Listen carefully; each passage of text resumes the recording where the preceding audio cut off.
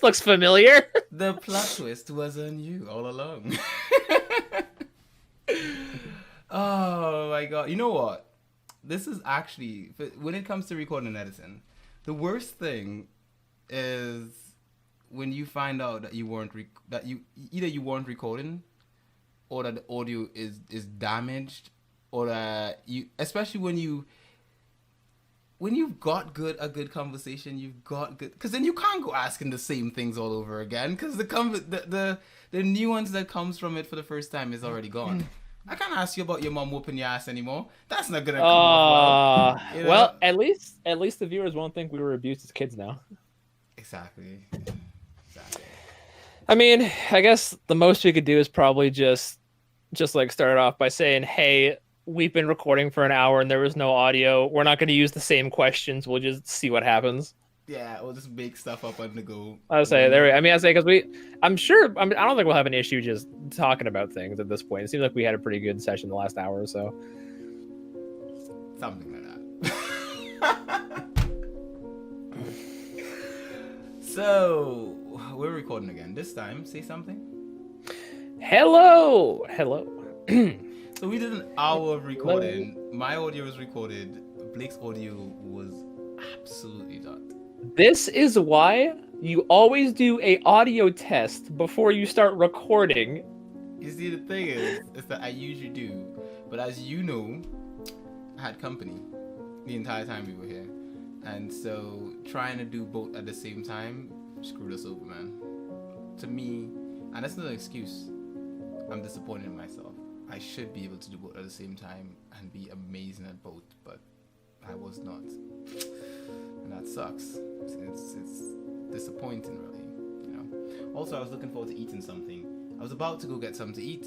You know, I was like, well, we'll wrap this up in about, let's say 15 minutes or something, and I'll go downstairs. There's pizza in the dining room. I'll warm up a slice. You know, it's got pineapples on it. It's delicious. Oh, let's go. Exactly. Let's go. You know, it's got some chicken, some pineapples.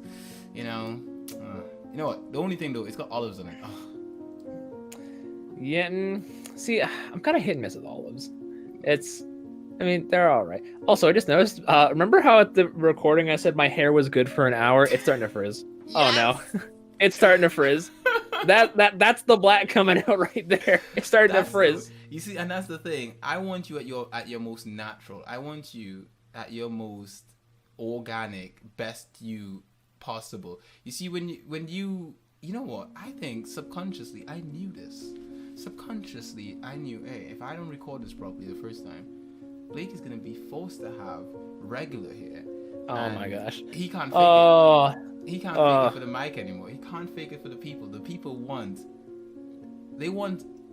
just natural Blake. And so you planned the last hour being a flop, exactly, so that you would wear me down. Exactly. And now my filter's just gone. I'm gonna say whatever the hell I want. Exactly. It's like alcohol, basically. I'm like alcohol. Oh my gosh. You've been drugging me this whole time? This whole time, you know. Like, you know what? We did this with a mate of my missus, where she'd come over and we basically tease her all the time. But no, I wouldn't say tease. How do we put this? Because she's a grown person. Grown people don't tease grown people, do we? Mm-hmm. Women. It depends. It depends, but we basically smack talk each other all the time. Like, my brother comes over and he's like, "Look, I'm not here to eat your food cute. I only care about your missus. You know, I only care about her food. Your food sucks, right? Alex's food is the best." And I'm just like, "So you gonna do me like that? My food is delicious, you know." And then I'll be plating out. I'll be like, "Oh, give him some stewed chicken that I made." And he'll be like, "No, I don't want your stewed chicken. Just give me some of that couscous you made and that potatoes. I'll have some of that and some beef." Only what my missus cook. That's what he wants. He doesn't want my food. Now, running dream, my brother doesn't actually have anything against my food. He just likes to take the mick out of me, and then I take the mick out of him for being shorter than me and being bald while I have long hair. So. Exactly. Knock him low. He punches you in the gut and you kick him in the nuts. Oh my gosh, exactly. Bro, that is how we roll. You know, is he older or younger than you? And he's older than me. Oh, is he older? Oh, okay, little brother. Yeah, okay, that makes sense. He's older than me. My younger brother, he gives me smack talk the same way. He comes over and says, I don't want your food, Q. Your missus' food is better, but he still eats my food. So, I give him smack talk the same way. That's a win. I say, listen, if you don't want it, you don't got to eat it. The door's right there. The choice is yours. More soup for me. When I make my corn soup and everyone comes in, they're like, ooh, corn soup. Let me try some. My corn soup brings all the boys to the yard. Oh, man. You know what? It is a thing. I've actually seen family friends come over and say, like, hey, Q's corn soup sucks. It's the worst thing ever. Don't even touch it. But secretly, they're plotting, like, okay, so if we tell everyone the corn soup sucks, we can get no one will want home, There you go. And that's the thing, that is the thing. But back to the original reason I mentioned that. So we had this friend of my missus that, we usually made jokes about her stuff. So she made like a cheesecake this one time. And we were making jokes about the cheesecake is probably going to be terrible and stuff. And then I don't know, she's usually kind of like a shy person. Like, she doesn't say much. She doesn't even do smack talk because she's... Oh, like Hinata from Naruto? Not even like Hinata, because the thing is, English is not a first language. So I guess to her, it's like, maybe she doesn't know the nuance and she's not as... Understand quite. Exactly. So when we're saying stuff, she's probably like, okay. Because she takes everything we say very literally. And then one time, she's like, I wouldn't feed your food to a dog, because talking to me, right? And the whole room was like...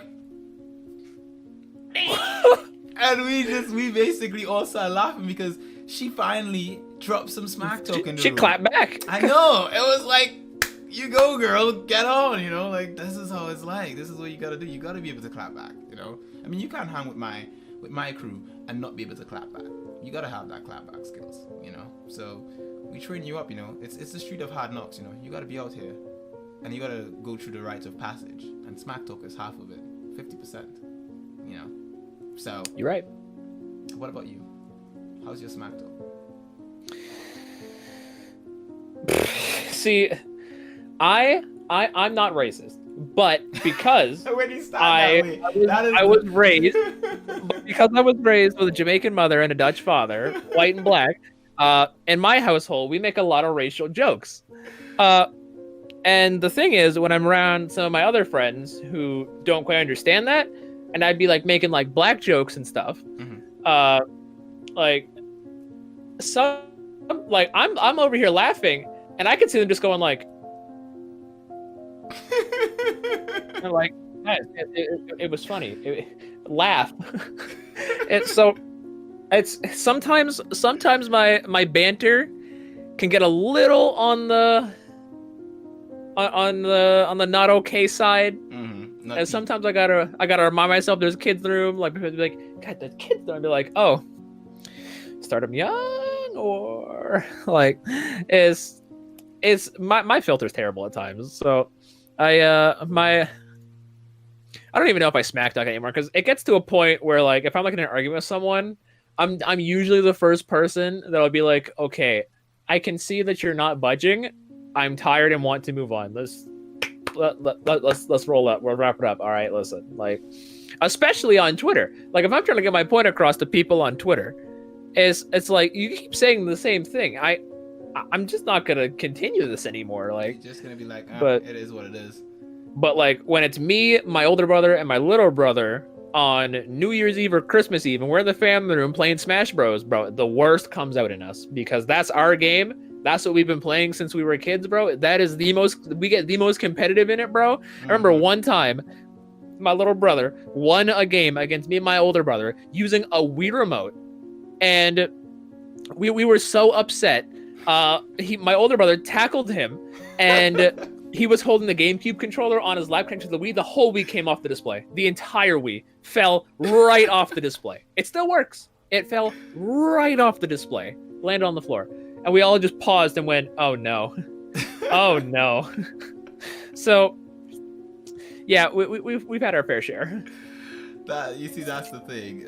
And you know what? Two things to that is that it does say a lot that the Wii survived that. Nintendo makes some good shit. Like, that thing actually survived a fall like that. Amazing. Two, family time in an enclosed space, especially when you know each other well enough and you can make certain jokes and stuff like that.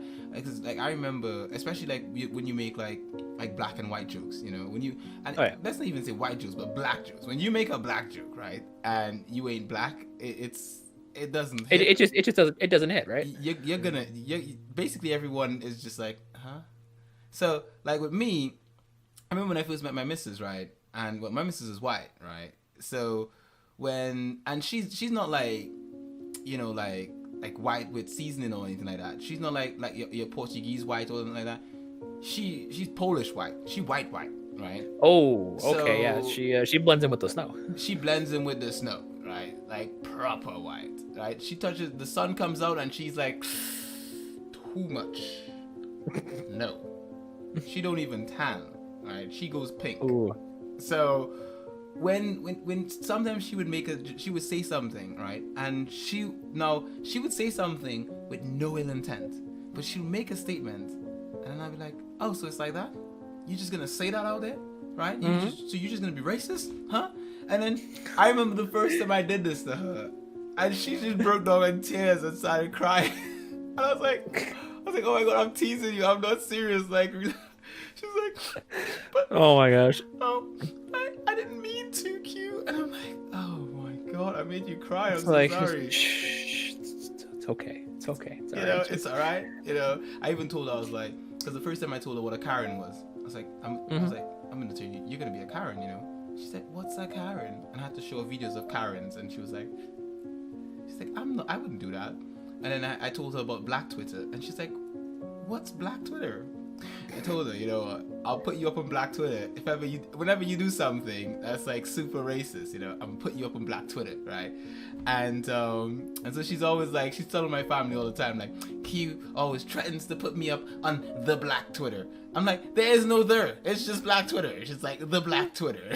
The Black Twitter. But that's the thing, like when we first met, she was so afraid to say certain things because she was so afraid of how I would react and how she would be perceived in saying it. Now, she says what she wants, right? And I think the thing is that because of the fact that she knows that I know that she's not saying anything to be racist. We're having a conversation. It's between her and I, yeah. And we're talking about something. And so we good like that, you know?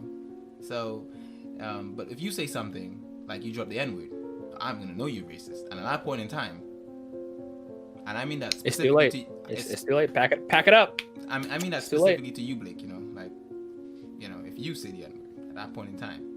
Hey! This ain't about me. We talking about the missus right now. This ain't about me. What you mean about me? Oh, have you ever had a situation where you just like dropped it, and people didn't know you were black, and you just was like, look, I am black. More. A few times, because of course, on the HPMP podcast, before like I really knew Shadow, I think I said it in a fast way, like when you're talking about something, it's like, nigga, that's so crazy, like that. And I think he said he double taked, and it was like, is it like the white guy said? Because of course, if you look at my Twitter and you see a picture of me and my girlfriend, you're like, wow, his girlfriend's white. Wow, he looks white. People gotta try and cancel me if they see these clips out of context. Bro, I need to have like a bot that tweets out every like 10 tweets a family photo of me and the family, because like people really, really be out there. But there was one time I said it at work while I was on the clock. No customers in the store, just me and my coworkers. And they were like, so you get down like that? And I was like, I'm mixed. And they went, oh, you have that power. See, if we say that, we're going to get canceled. I can't even say it in rap. Like, if I'm singing along in a song, like a Bruno Mars song, and he says it, I got to go. And then I got to censor myself, because I'll get beaten up in the street, like, as it should be. Exactly. I mean, hey, man, listen. It's something that you're born with, and it's listen. We don't got much. We got seasoning. We got the N-word, bro. Listen, we don't got much. Listen, exactly. don't try and take that away from us. Listen, we gotta have that. Exactly. And my mother, who is the Jamaican white and dark with me, she doesn't curse at all. She if she heard me say it, bro, it'd be Bro, it'd be no son of mine. Mm. I didn't raise no street thug to be using that type of language in God's house. Yeah, so That's how my mom is. My mom is the same. And you know what? It's always interesting to me whenever I talk to someone who's been raised by Caribbean parents. The stories are the same. It's like, did they just all grow up together or something? It doesn't matter what island they're from. They could be from island tradition, bro. Jamaica, Grenada, Trinidad. It doesn't matter what island. It's just Caribbean parents, all the same, man. It's like there's a Caribbean parent playbook. They all are exactly the same. You know, I mean, and here's the thing. I'm gonna say this. I'm gonna assume you've had this experience, growing up with a Caribbean parent. I'm just gonna say one word, and then if you've had the experience, you're gonna tell the story, right? Dishes. Now let me tell y'all about how I always get off scot-free from doing dishes because my mother is super particular with dishes. Mm-hmm. She washes inside and outside, which is fair, which is fine because I always wash the outside of pots too. It's just if it's on the stove and you get like the dirt on the stove and stuff, you want to wash that anyway. It's clean. Mm-hmm. But my mother is so particular. Like she using like Ajax and stuff in there. She got like the soap. She rinsing it. She's leaving it to soak overnight. There cannot be any grease left in that pan whatsoever. If she has made chicken that night and it is not soaked overnight, she will be in that kitchen for 20 minutes a pan, like trying to get everything out of there. So my girlfriend told my mom one point, she's like, yeah, Ridge, like whenever he comes over to my place, he's like doing my dish and stuff. And I'm like, yeah, I am. Because I can dunk it in the water, put some soap on it, do this once, flip, do this once, rinse, put it in the container, and I'm done. Mm-hmm. I don't have to pressure wash it every time there's a little bit of grease on it. So basically, Mom, I assume she just got fed up with me as that, or by the time me and my little brother came around, because my two older siblings, they claimed they got it the worst because Mom and Dad were younger at that time. I'm like, okay, whatever you say. We also have a dishwasher, so I mean that's helpful, but like the bigger things of course can't fit in it, so there's still dishes to be done here and there. No, I don't know why. I assume it's because she doesn't like the way I do dishes. Like Mom is very teach you like once or twice, and then if you don't learn, hit you and she'll do it herself kind of thing. Like it's if you want something done right, do it yourself. That's kind of Mom's personality. I remember when I was a kid, I used to take advantage because you know kids, they'll take advantage of their parents when they can. My dad will always. My dad hates arguing with me, so he'll like if I start arguing, it's like that. He'll just get like really mad and just leave. I remember one time, he was showing me how to mow the lawn or how to like use a new lawnmower. And he did like half of it. He's like, okay, there, now your turn. And I went, and I pretended to be on my phone. I was like, I wasn't looking to do it again. He did the whole thing. Wow. I just stood out there. And like, same thing for like taking out the trash. I'll say, well, like nowadays, like if I'm gaming, they understand more now, but I'm sure everyone had that parent of, oh, just pause your game. Or if you're playing something online, just pause your game. That's not how that works. Yeah, exactly. And of course, and then they get mad because they don't understand. Thankfully, my mom plays games, so she kind of understands now. And I'm like, Mom, just pause the game. I'm like making fun of her, like, Mom, just pause the game. And she's like, I can't pause the game. I'm in the middle of a raid. And I'm like, Mom, just pause the game. So they understand more now. But as a kid, Dad would ask me to do something and say, not now. I'm in the middle of something. I'll do it when I'm done. He gets so fed up with that, and just go do it himself. I'm like, listen, the game just finished. I'll be out there in 2 minutes. What's wrong? Like. So, I don't think I had the experience you're thinking of when it comes to dishes. I assume that you had a very difficult dish upbringing. Yes, indeed. And this is just bear with me here. See, my missus did my hair earlier. I think I mentioned this to you. Yeah. And there's a lot of oil in my hair right now. Because my hair is very dry, my scalp is, it absorbs a lot of moisture, and the oil is running into my eyes right now. This is the reason why every few minutes you see me rubbing my eyes with my shirt, because the oil is running into my eyes. It's coconut oil, so I think it's fine. But coconut oil, but see, I just thought you were getting sleepy because it's almost like 2. It's almost 2 in the morning for you. I am immortal, man. You see, the thing about it is that I have a thing. I usually work till about 3 a.m. in the morning anyway. So and the only reason I go to bed at 3 in the morning is because my missus is like, what is the point of me having a man and I have to sleep in bed alone? So Oh my gosh. for that reason, I get in bed at 3 in the morning at least. But at least by 3, I'm done with everything. But if left to me, I'll stay up till like the sun comes up and I'm like, let me finish this work. I'm editing this thing. I'm gonna finish this edit tonight. So it's basically it. But yeah, my eyes, because she isn't around. At least I hope she hasn't come in and like heard me recording and just be like, he's working tonight. Whatever. Let me go to bed. But yeah, basically it's been running into my eyes in the corners and my vision seems blurred and I'm like, it's irritating me basically. But that being said, I see what you're saying. that being said, what I meant about the whole dishes thing is that when you have Caribbean parents, you see, they seem to think that your duty as their children is to do chores, right? And Oh yeah. they will basically find chores for you to do that are that as a child are savage. You know, as an adult, you look at it and you're like, that's nothing, you know. But as a child, you look at these chores and you're like, no. You'll be doing dishes and they'll bring more dishes while you're doing the dishes and you're like, what is going on here? Where did these even come from? Yeah, exactly. I don't need this. I don't need to do all these dishes. Or in the case with my mom, she's like your mom in the sense that she's very particular. If you do a dish and she finds an ounce of grease or any little speck on it, she comes and she puts it back in the sink and she's like, this isn't washed. She'll grab a bowl and she'll do this. This is greasy. Wash it again. Put it in the sink. And you know it's a weird thing? I found myself doing that to my son once. And I was like, no. I was like, I do not want to be my mother. See, my mother did that to an extent when it came to just cleaning the house in general. So I'm sure you were taught the same, like dust top to bottom, because like as you dust things like fall down, so dust top to bottom, so things. So if you dust bottom to top, then you're just making more work for yourself, sort of thing. So mom would do it. I'd be like, okay, there's no dust on it. Cool. I'd do it, and I'd be like, okay, it looks the same. She'd come down, dust would materialize in 2 seconds. There would just be like a layer of dust. Good night.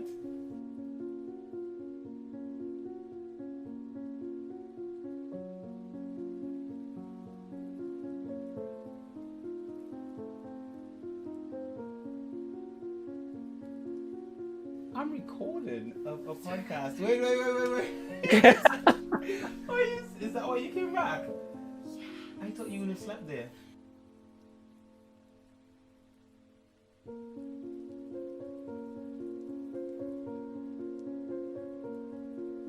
I can't hear any of this as much as I want to. You're not gonna even give me a kiss? You going to bed? Mrs. just got in. Okay, no. I need to know what that was.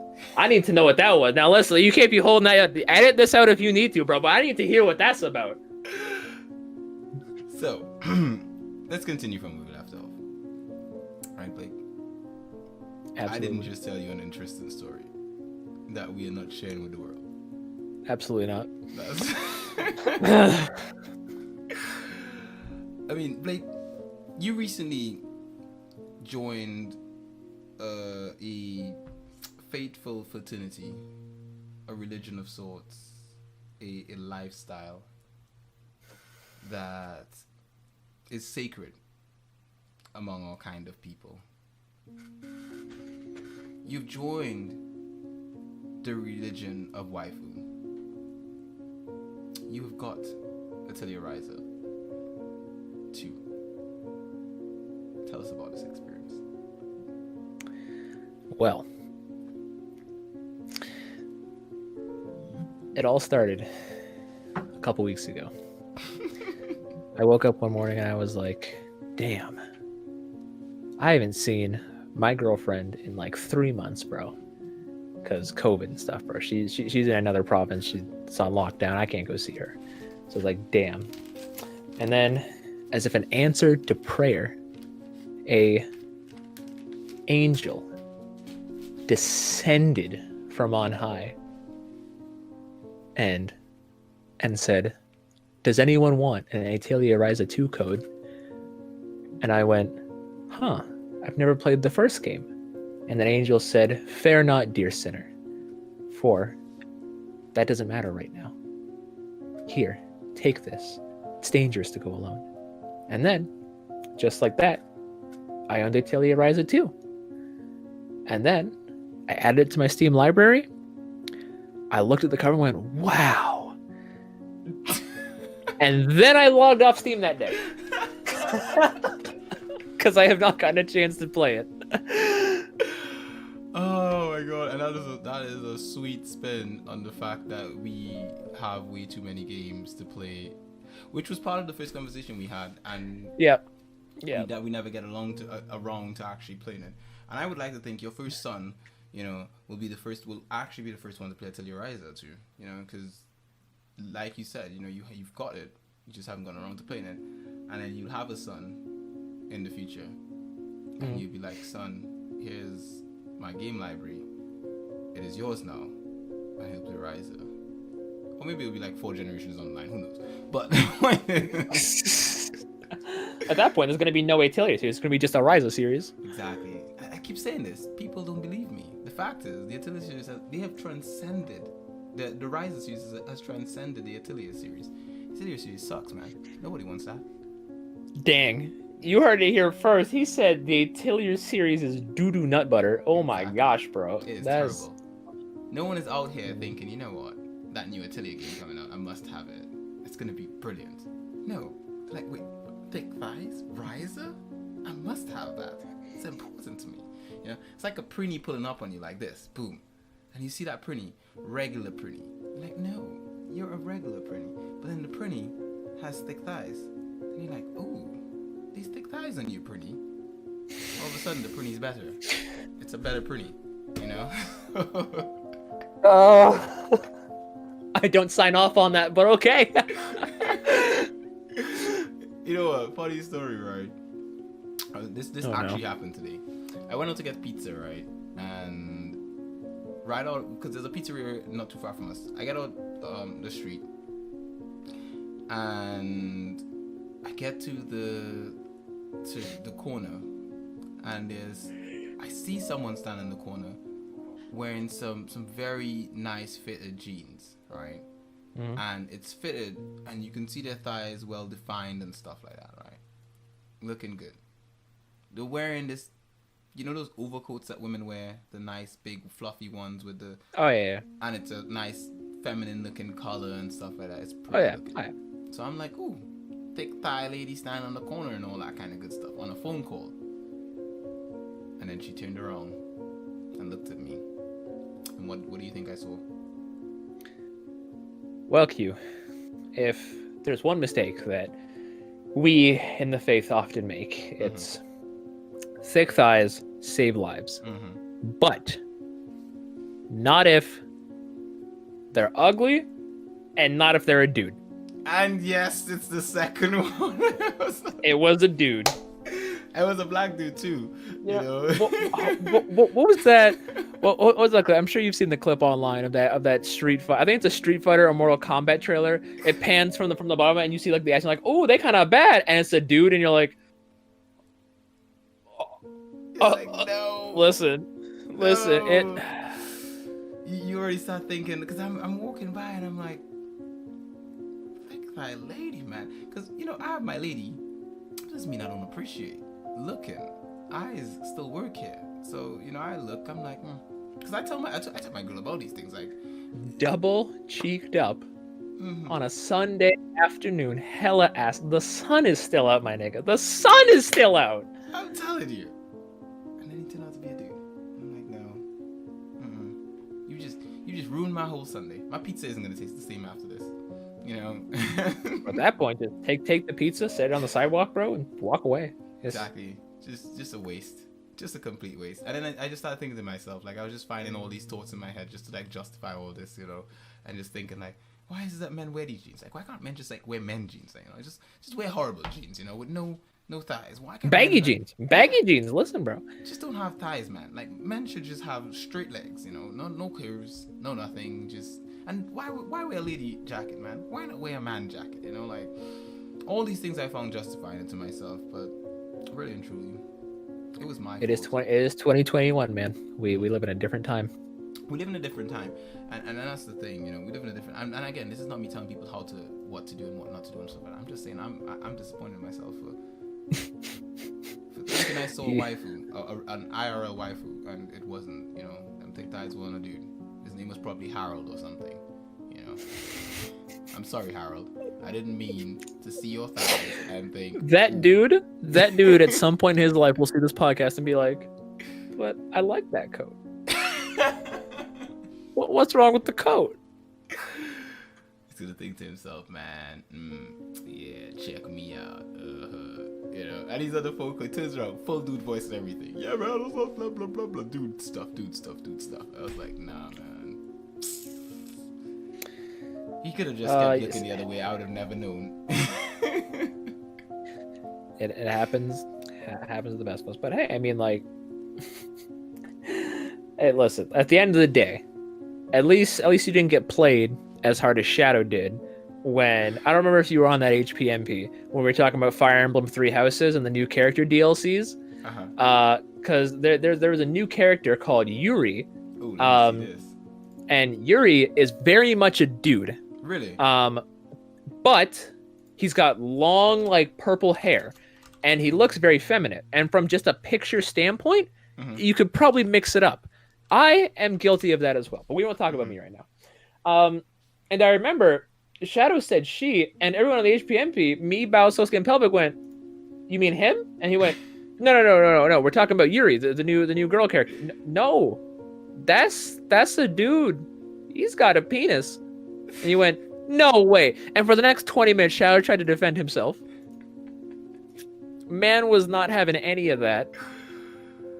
I mean, Man said, if they look pretty, if they sound pretty, if they dress pretty, they can get it, is what he said. And I said, oh man, yeah, that man right there, that's a full-on dude. Dude look like a waifu. Dude. I mean, this is the what he looks like in the game, yeah. That looks like a waifu, man. Look at that. And you know what? Shadow was got. Shadow said she kind of bad, and they were like, "You mean he?" Like, yeah, no, Shadow was not having any of that. I'm not mad at him, man. I'd die on that hill. I mean, that looks like a waifu, man. You look at that and you think, that's a waifu. That is a waifu.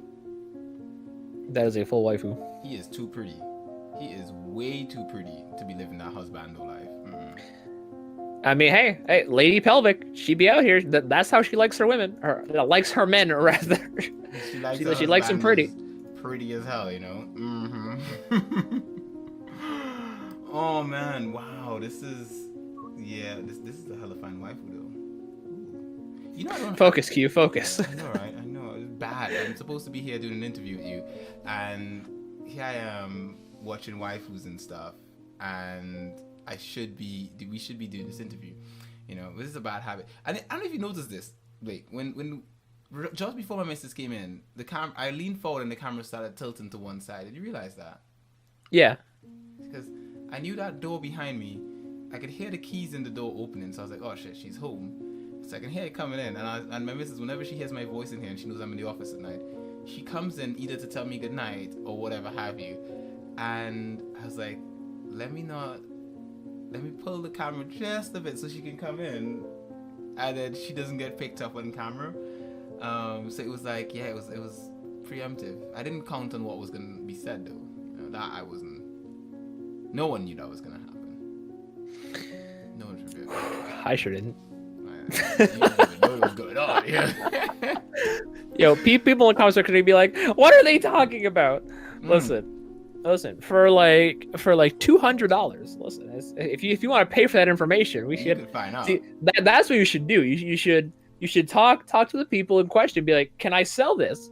Just sell this footage. Just show them the footage. Like, can I sell that footage?" And we can do like a 30-30 40. Like you know, I gotta get up in there. For the idea, you're getting your cut, man. There you are, right? For even having the idea, you're getting your cut, you know, and then boom, that's it. It's out there, you know. There you are. It is brilliant. Blake, favorite JRPG? Favorite JRPG. My favorite JRPG currently is Xenoblade Chronicles, the first one. Good So choice. it was Xenoblade Chronicles on the Wii at first. Now it's Definitive, just because Definitive is the definitive version in every facet. It's much better. The graphics are upheld. It's a lot more accessible. Tons of quality of life changes. Xenoblade came to me at a time in my life where that kind of marked the change in my gaming patterns. Up until Xenoblade, I was a big Nintendo gamer. I still am. I played tons of Zelda, Sonic, Mario growing up, Pokemon, like that sort of genre of stuff. And let me see how I can word this to make it not sound suspicious. So I did a thing to my Wii that people do to their consoles when their consoles are kind of a little bit older, where you can acquire games on them a lot easier than having to track them down. You can install them digitally. Is that a what? Is that a flag behind you? A flag? Yeah, with a cross and bones. Oh shoot. Which one? The one with the cross and bones on it. Cross and bones? What are you seeing? This one? No, the one that's out of the frame. This one? The one to the left of you, outside of the frame. Hold on, wait. That's outside of the frame. That's outside. On this side? Let me just sort of like, let me help you with this. I'll show you. Let me help you with this. A cross and bones. I'm trying to see this and I can't. Yeah, you'll see it in a sec. You will definitely get. You will see it in a sec. A cross and bones.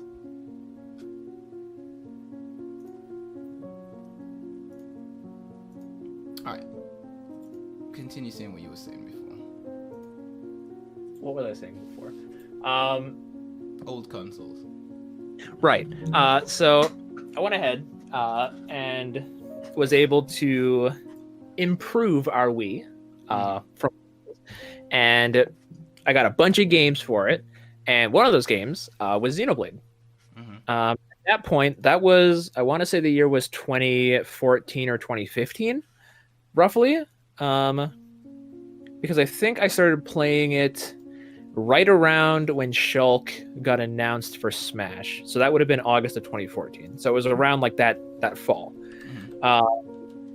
I played it because at that point I had just met Bowser Karaka. That was like, he was the first person I met on the internet. So that was back in 2014 when I met him. The first person you met on the internet was Bowser. Well, I shouldn't say, well, the first person I met and keep in contact with. So you came onto the internet, you were like, oh, this is an interesting place, and Bao was like, hello, welcome to this degenerate of a place. No. Okay, so growing up, my family was very internet's bad, pedophiles, this and that, can't trust anyone, don't give out your address, the typical parent internet spiel. So I was given that hard, and we had Minecraft. My parents didn't even want me playing Minecraft online with people, bro. They were like, no. If we catch you playing online, you're gonna be banned from the game. I was like, okay. And at some point, they eventually let up, and I was able to play Minecraft online. I remember meeting this one girl. At least now that I think about it, it could have been a dude. I don't even know, bro. It was like Panda Girl 14 or something. She gave me her email. I sent her an email. Never replied. Never talked to her ever again after that. That is the only other person I can think of that I actually talked to on the internet. But right around that time is when I made my own Twitter account. And because up until that point, my parents were like no online, no social media, that sort of thing. So when I made social media, I found Bao through his like reactions to Smash Bros. Because like at that time point, watching people react to Smash Bros. was what I liked to do, because it was really exciting to see people's excitement, to see who characters are in the game. And I remember following him on Twitter, and I remember him praising Xenoblade Chronicles, because Bao praises anything Xeno. That's Bao's. For you it's waifus, for Bao it's Xeno. So I remember commenting on his Xenoblade videos, and he said, if you can, go ahead and try it. So I downloaded it. And then from there, I was tweeting my process, and he was interacting with me whenever I was like doing things. And that's kind of how me and Bao got to know each other. And from there, I was able to kind of like ask him like tips and tricks on like where to do things. And Xenoblade Chronicles was the first, what's I'm looking for? It was, I don't think up until that point, I had felt like that level of emotion that you feel within the first chapter of Xenoblade. Like, people played Xenoblade, like, you know, like when you see, like, when you meet Shulk and Fiora and Ryan the cast and stuff. And at that point, like I said, I'd only been playing like Mario, Sonic, like I've been playing like pretty simple games. Like this, like Affinity and like ATS and like special arts and AP and BP and MP and HP, and I'm like, I just want to collect rings and listen to music. What is this? So that was my kind of like entry point into JRPGs, and I think for that reason it was my favorite. It got me so hooked within the first chapter. From that hook, from when you see the character's motive and it's like, okay, you know what's happened, you have a goal, go accomplish it. And that's exactly what the game sets out to do. And from then on, I was hooked. It was also the first game. So my mother, growing up, my mother would play games every now and then, but she kind of fell out of it. And then after a while, she kind of liked watching my older brother play games. Like she liked watching my older brother play like Assassin's Creed and stuff, and like those like other story-driven games, because to her it was like watching a movie. So it was Xenoblade was that for her as well. And that was the first game my mother ever watched me play through. And so for the same reason, my mother also likes the Xenoblade series within that category. So I have a lot of fond memories from it there. Just in general, I have a lot of nostalgia for the game because it came to me at a point in my life where I really hadn't been playing a lot of JRPGs or anything at all. Up until that point, the only JRPG I had played was Pokemon, if you count that as JRPG. I still really don't, but people do. It doesn't feel like a JRPG by definition. I mean, like, it's a turn-based strategy game, so I mean, I guess you could consider it that, but it's also anime, so I mean, it is a textbook JRPG, but I just don't consider it. Yes. It's become this thing where Pokemon is trash, and so the whole the JRPG universe doesn't want to have it in it. You know, it's like when you have that one guy who's like, he's part of the group and he does something really, really bad, and you're like, he doesn't belong to the group anymore. You know, Pokemon is that bad. He's that guy. And not even if he does something bad, it's like he does something he's just not as cool anymore. He just does the crappy things all the time, you know. The group outgrew him, you know, and that's basically Pokemon. Or Pokemon is the youngest of the siblings, and Pokemon doesn't get in trouble for doing anything. Break a dish, oh, that's okay. Throw a temper tantrum, oh, honey, what's wrong? Whereas back in our days, bro, Take it. Boy, what'd you say? No, listen. Pokemon gets away with too much. That's the problem. Pokemon is the baby, and everyone loves the baby. The baby is fragile, and the baby can't be touched. But meanwhile, the big brothers like us, like Dragon Quest and Shin Megami Tensei, we getting beat on the daily. Exactly that. That is exactly. You know what? I would never have told that metaphor, and now it just makes so much sense. The next time I talk about Pokemon, the next time I trash Pokemon on the internet on a video, this video. That's gonna be the metaphor we use. That's how it is. Pokemon is the baby. It gets away with anything. They put out anything and people buy it, man. Like, highest grossing series in the world. It's to the extent that I don't even want to play Pokemon Snap, but I kind of think I might review it. You know, not because I care, but because people will watch that and I'll get views. So, hey man, you gotta get up on that grind. Whatever works, getting that algorithm. Exactly. And speaking of the algorithm, you left YouTube, yeah? I wouldn't say I left YouTube. Back in 2017 is when I built my computer and I actually started like YouTube content, and streaming in general. And then back at like 2018 over 2019, I was like a lot bigger into it. Whereas, in 2020, a lot happened. 2020, of course. COVID is the big thing. Also had, 2020 was actually the year as well that I got my first girlfriend. I've been single to this point in my life. I am 22 years old and I had never had a girlfriend up until last year. And that was more so in part, I was homeschooled, so I didn't really have a whole lot of interaction with like people like in that sense, I had like other friends through the homeschool groups that we like would go to. My parents were also very against like dating until I knew what I wanted to do, which makes sense as an adult. It makes sense if you don't know what you want to do with your life. It doesn't really make sense to bring someone else into that confusion in a sense. Even now, I still don't know what I want to do with my life when I'm dating. So, well, maybe I probably should have listened to my own advice at that point. But that also happened, and that was a lot of learning of how to balance relationship life with my job, with my hobbies, it was a lot to manage at that point, because I always told myself that I never wanted to blow my girlfriend off to stream something. I never wanted to blow my girlfriend off to create a video or something. Like I wanted to spend time with her when I could, because we're also on like a little bit of a long distance. She's only around in the summertime sort of things, because she goes to school in a different province. And when she is home, she lives an hour away from me, so it's always a commute either way. So whenever we are able to hang out, I like to be able to hang out, to prioritize that over streaming and content creation. So between all of that, stuff on the YouTube space just kind of started getting more and more neglected. I, like you have been saying about editing, I find editing to be like really, really draining. And I know it frustrates me when I have like an idea and like a layout of how I want this to look, and I just can't do it. Or if, for example, I don't know which software you use to edit, but Sony Vegas, like you could be like, Vegas crashes on you so frequently.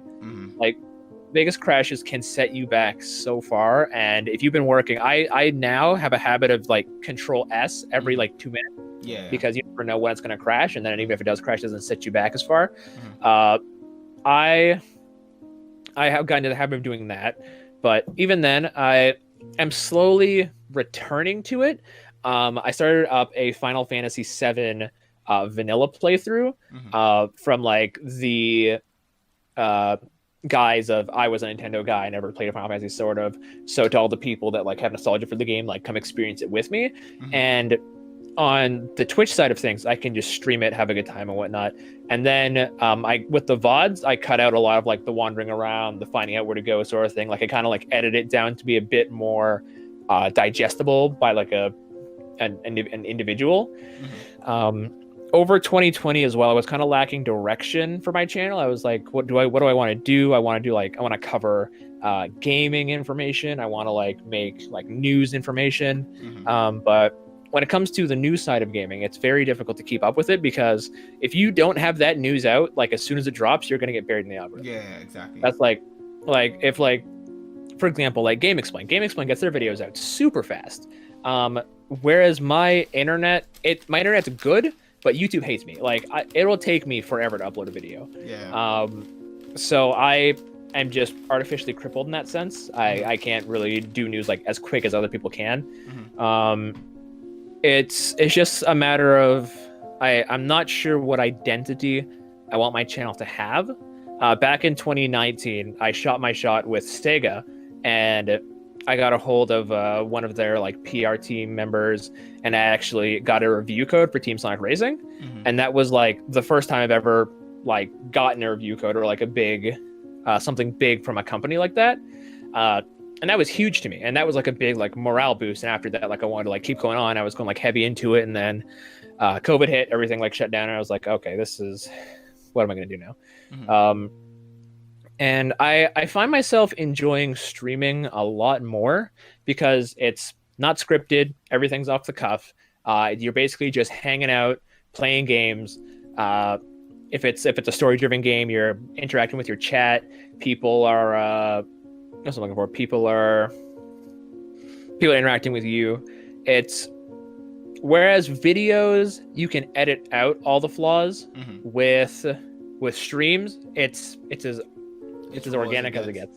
Exactly. It is with streams, you don't have to worry about editing or anything. It's just you stream it. When you're done streaming, you're done. It stays on your channel for a couple of weeks, and then it goes away. It's a lot easier to do in terms of from like a revenue standpoint.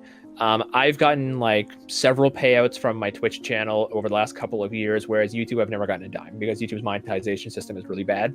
You have to get like within a certain threshold. If you're not within a threshold, you don't get any money. And then once you get into that threshold, you have to make sure that your ad revenue is okay, you're monetizing, you don't have any copyright claims or strikes. Like there's so many hoops to jump through. And streaming, it's so much easier just to support your content creators. Like if you want to like drop a donation, like, hey, here's like $2, thanks for being awesome, or like here's a subscribe from Twitch Prime. Like it's in my personal experience, I'm finding myself leaning towards the Twitch side of things a lot more than I am the YouTube side. But I think I think for right now, my channel is gonna for a certain series. If I could, I would love to hire an editor to take my streams and just edit them down and upload them to my channel. I would love to hire someone to do Isn't that what Gab did? I don't know if that's what Gab's. I haven't looked at Gab's channel in a minute. Gab has if I'm being honest. That's last I heard. She's actually, I think, the next person that's going to be recorded for one of these. Actually, so I will find out. Actually, but yeah, I think Gab has an editor. Actually. Okay, yeah, because I know she was saying that editing takes up a lot of time, and it absolutely does. It does. It takes up so much time. Especially if you have crashes that set you back, or you have to like download different things here and like different MP3 files, different MP4 files. Like editing things together can be so time consuming, and it's like that's why I understand that like bigger YouTubers they have other people do it for them, because why not? And a lot of the a lot of the bigger YouTubers, I should say, just have editors, and it makes their life a whole lot easier. So yeah, I think at some point, if I was to get a lot bigger, to where I could pursue Twitch like full time and then have enough money to like tuck aside, I'd consider getting an editor just to upload the VODs and just dump them on my YouTube channel. But for right now, the main focus is the Twitch page. With I plan to edit down my Final Fantasy VII playthrough to put it on the YouTube page every Friday. So that's kind of the status of YouTube right now. And of course, I also treat my YouTube channel like an archive for a lot of reactions that I do, just because I like to look back on myself, see how excited I was for this thing, sort of thing. It's weird, but it's almost like a scrapbook, or like some way to look back on myself and how I was however many years ago versus how I am now. Okay, I like that. And basically, well, we've got your Twitch channel here. So you're at 218 followers, right? You've mentioned that you have made some money from Twitch, or gotten some payouts from Twitch, whereas YouTube, you've never had that happen before. Right. How much work did it take to get to that point? Like, what did you like for your first payout? Where were you at? My first payout. So the way Twitch works, is once you hit a certain threshold, I think it's once you pass 100 followers. It's either 100 or 50 followers, and then you can qualify to become a Twitch affiliate, which is what allows people to subscribe to you and donate to you. Before that, I don't think you can set up any of that stuff, as far as I know. I've been affiliate now for a couple of years, so it's been a minute since before I became one. So to get to affiliate, you have to just pass that follower goal. You have to stream on like 5 or 6 different days, and then you have to, within those streams, have to maintain a viewer count of above 3. And wait. Once... Pause that. I'm watching your streams playing in the background here. All right, let's go back. Just right about there. Is that what it was?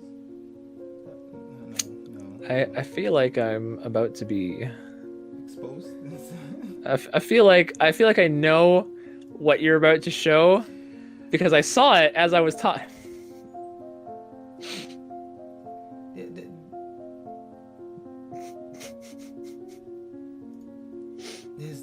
And you can look, if you look in your face, we can see there's a dedication. There's a keen amount of like, yes, this I need to get. I prefer the term curiosity. No, remember, you've joined the faith, man. This is pride here. At this point in time, we're just like, look at him appreciating the waifu. You know what I mean? Top notch quality. Look at him in his natural habitat. Yeah. Oh man. What was I talking about? I don't even know at this point. You were talking about. I was talking about right. You asked me about my payouts. Yes. So, well, once you pass the threshold, you're able people to donate to you, subscribe. So the way Twitch handles it is, I think they take a certain percentage of it. Yeah. But so for donations, they just go right to you.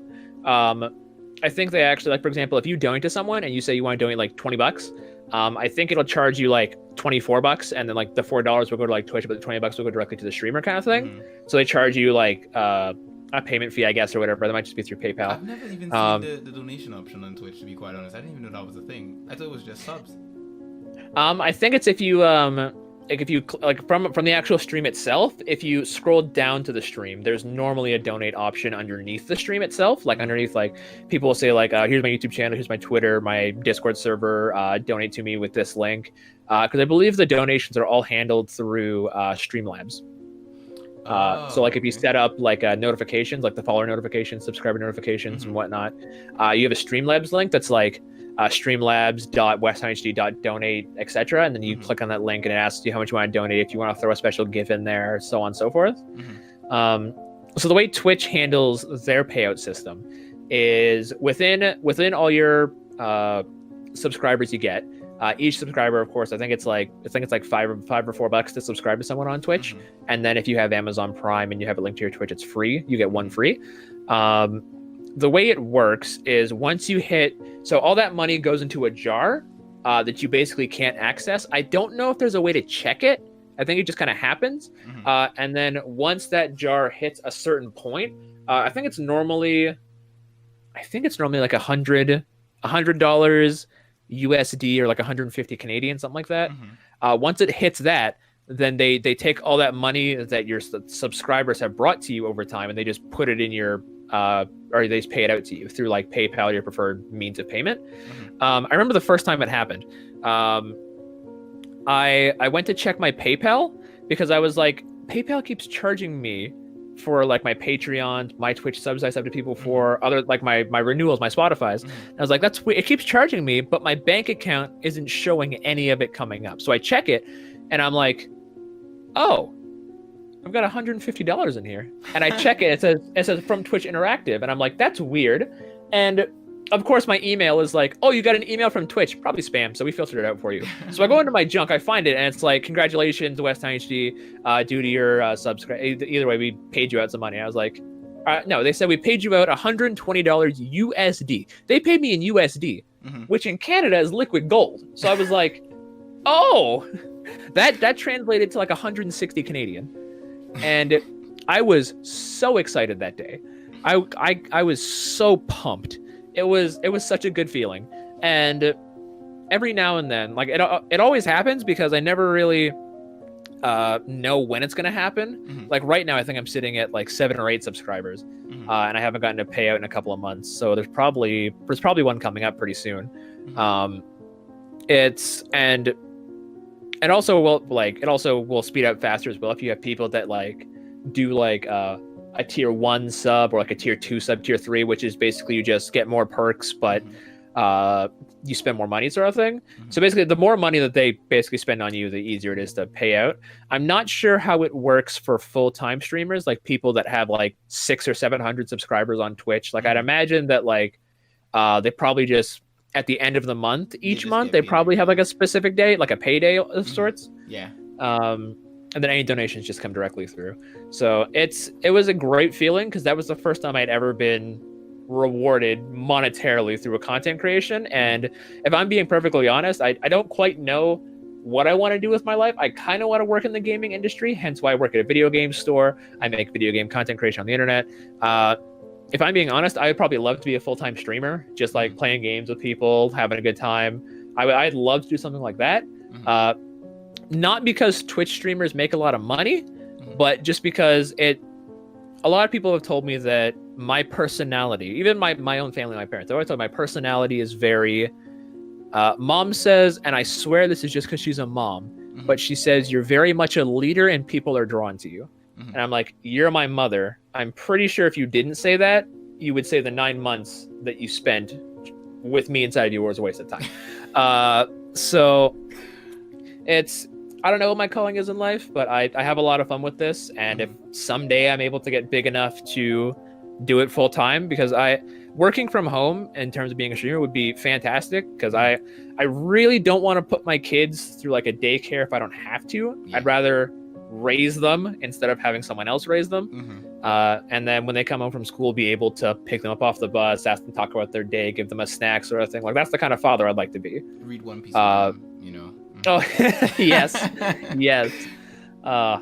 So, yeah, that's the goal right now, is to see how big I can get on Twitch, and if I can someday make it big on it. How are you working towards that? Is it like you're streaming every day? Is it just sort of like putting your streams up on Twitter? How are you, like, if you're working towards it right now, how are you getting to that point? And also number two, as in, what would it take, and as in, at what point would you have to be at where you would consider yourself to have actually been at, arrive at that point that you're like, yes, I've made it as a Twitch streamer? Well, to answer your first question, what I'm doing to basically grow, I made this choice that I wanted to get heavily into streaming a couple months back. One of my friends was really pushing me. She was saying, like, what is, like, you should live for yourself. You should you should try and, like, figure out what you want to do, like what makes you happy.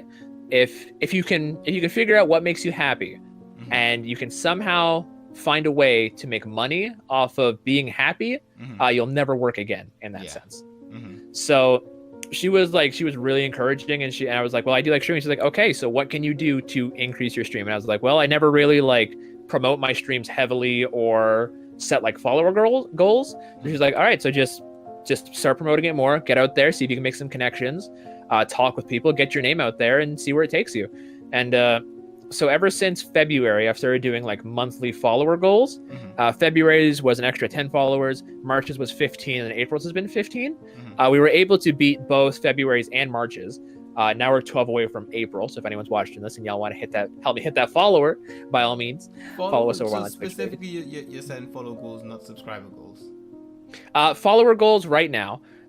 It's, well, because I think the way, like, the natural progression of Twitch, once you have enough followers and you have like a big enough fan base, Mm-hmm. like, I know once I average, I'd say probably like 30, 40, 50 viewers, and I have like a big enough fan base, Mm-hmm. then maybe I'd start setting subscriber goals and like start like getting really heavy into that. But right now I'm trying to build a fan base. I'm trying to get followers. I'm trying to interact with as many people as I can, trying to get with different people, do collabs, that sort of thing, which is why I'm surprised I actually got on the HPMP in general, honestly, because at that point in my life, Shadow was at like 20k subs, and I was like, bro, I am an ant below his feet. He's gonna step on me, and not in the good way.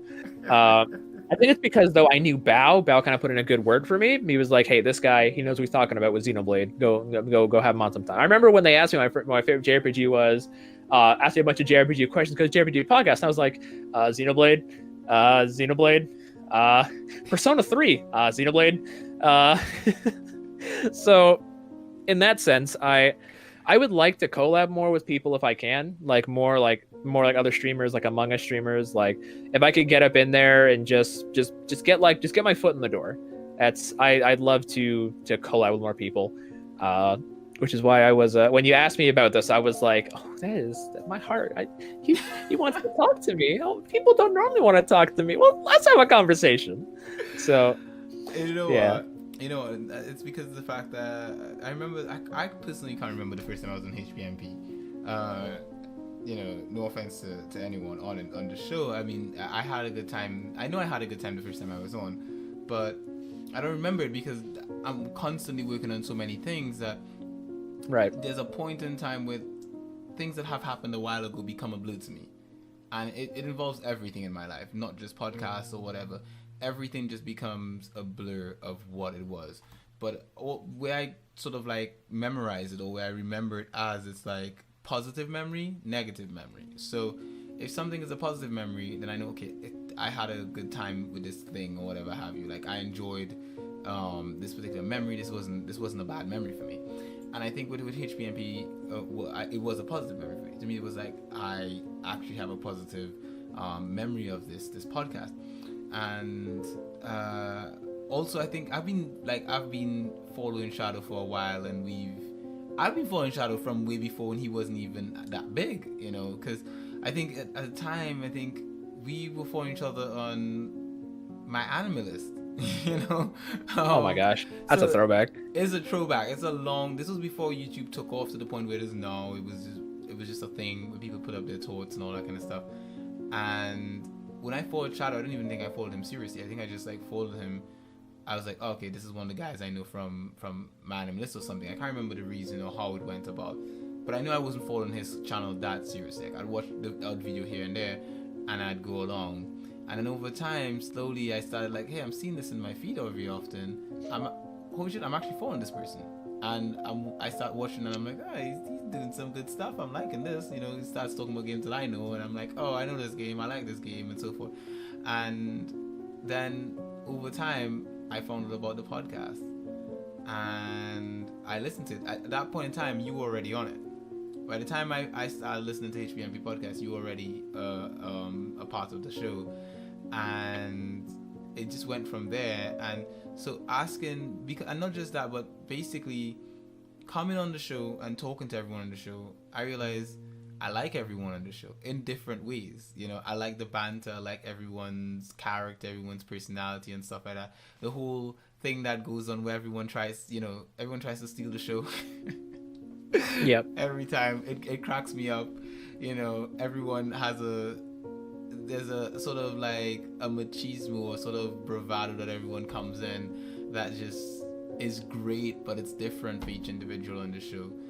And I love that. And so when you come in and you're the guy that's sort of like, you know, welcome to the Bow and Friends podcast, you know, and then everyone's like, you know, everyone's like the episode we did where Shadow forgot to mention you, and all the super subs, were just Super chats. Super chats, correct. All the super chats. You remember it, even though you don't remember when we recorded. All the super chats were just coming in because of the fact that Shadow forgot you, and it was, to me, it's just a really good vibe, because I remember how I got into podcasting, because I've been doing podcasting for years, and I remember how I got into podcasting was a thing of like, similarly, I had family and friends telling me, hey, you've got a radio voice, you should do something about this, you know, because I would be telling them about podcasts that I listened to at the time, and at the time I used to listen to like IGN podcasts and stuff like that. It's like, oh, these guys are talking about stuff that we talk about, guys, you should listen to this. And they're like, why don't you do one? And inevitably I ended up doing a podcast and built my website and all that kind of stuff in the process, and years down the line, here I am today. And I still do podcasts on the regular, and you know, HBMP became one that I've been regular on. I think I told someone this. I was like, so far I've been on quite a few episodes of HBMP recently. I don't know how long until they decide to kick me off, but I'm just gonna bask in the glory for now, you know. Mm-hmm. and yeah, it's just been that basically, because Shadow's been on my podcast as a guest in the past, and he's gonna be on one of these as well. He's not on yet because we're still working out we're still trying to figure out how he's going to fit it in with his schedule as well, because of the fact that there's a long list of people. And Blake, you're I think you're 5th on the list. You're the 5th recording, if I'm correct. So, well, I mean, technically in the 5th and 6th. Well, technically, yes. Technically. You know what? Number 6 was supposed to be Gab. So, you know, you and that Gab have to discuss that, to be quite honest. You know, you're going to have to work that out with her. So, it is what it is. But generally speaking, I enjoy everyone's personality, yours included, and that's the reason why I reached out, was to like, because this podcast, how this came about, or this interview podcast or interview show, however you guys want to look at it, it came about because of a friend of mine called Simpleek. Go check out her blog. You can just search Simpleek on Twitter, and she's the reason why this came about, because I remember reaching out to Simpleek and doing one with her, an episode with her a long time ago, like, I don't know, a year or two ago, something like that. And I uploaded it and left it there. I completely forgot about it. And it was recently I was going through my backlog of stuff, and I listened to it, and I was like, my God, this is brilliant. And you know, sometimes you do something, you put it out there, and you completely forget about it, and you come back to it, and it's like, this is gold. Like, how did I not see this at the time when I did it? And what made it gold was the fact that it was a genuine, relaxed, casual conversation between two people, and there was a structure, but there was a casual structure, and it worked. And that's when I was like, I want to do this with more people that I actually like talking to, or I actually am interested enough in to want to talk to. And I made a list of people. I made a list of people that I knew that I was interested enough or liked enough to talk to and have a conversation with. And your name was on the list. So that's basically how it came about. That's basically how this whole thing came about. And yeah, so the first episode for this is already up, which is the episode Simply. I would highly recommend listening to that one first. And then listening to the second, and the third, and the fourth, and the fifth. Or sixth, whichever, however you want to look at it. But, so yeah, it's just going to be that. And the other thing too is that with some people who will be on this or who have been on this, I do want to do a second episode because of the fact that maybe either we didn't cover everything I wanted to talk about, or in the case with you and I, we've had technical difficulties. And so I've had technical difficulties. And so for that, we have gotten to the end of this episode. We have gotten to the end of this conversation. And I want to talk more with you about stuff. But unfortunately, we just don't have the time. It is 2:30 in the morning for me here. What time is it? Yep. For you? It is 10:38 p.m. 10:38 p.m. Right. And so for that reason, I am going to have another slice of pizza and then somehow mosey on into bed.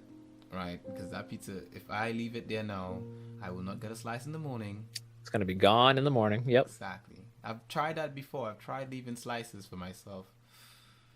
They don't think that way. Family is like, nope, that pizza slice is going to be mine. To be honest, it could already be gone right now.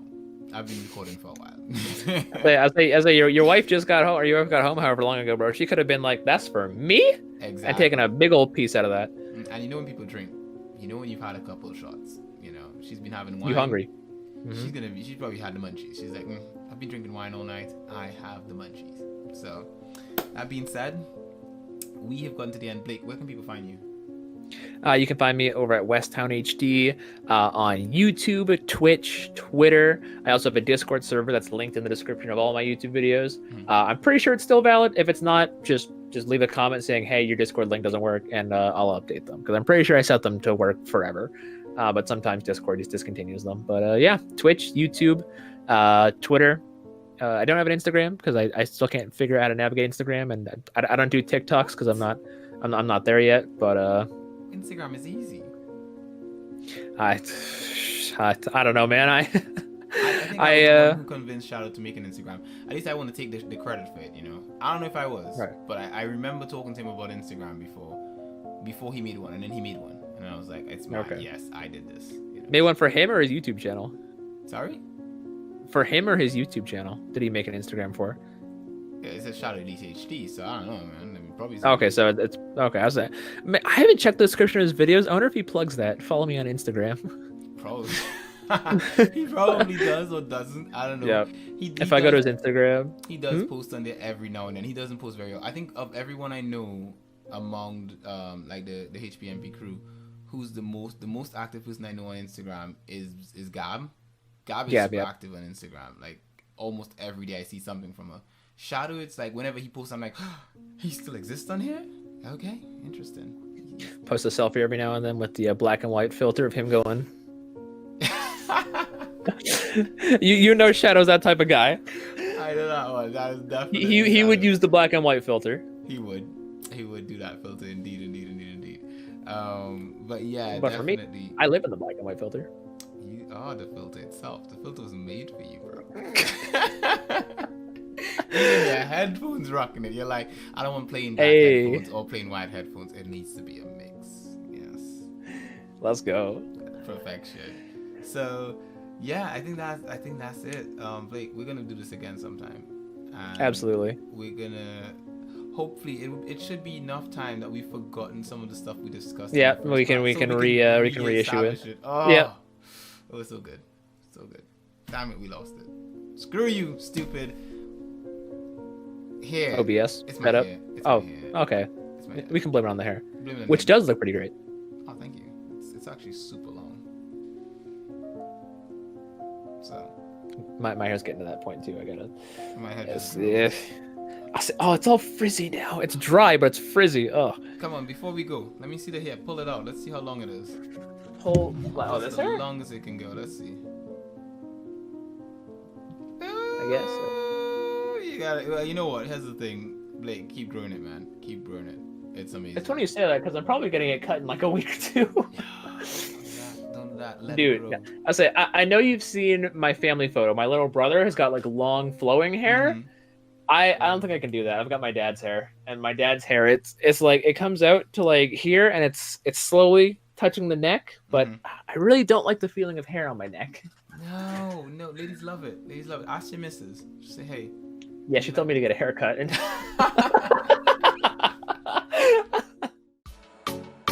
Simply Binge Podcast is a part of the Simply Binge network of podcasts, which include That Beautiful Life and Skill Points.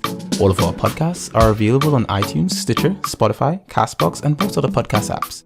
You can also follow us on Twitter, Instagram, Facebook, and YouTube at Simply Binge UK. Visit our website simplybinge.com if you'd like links to what we mentioned in the show. And lastly, special thanks to all of our guests for taking the time to share a bit of their insight with us today.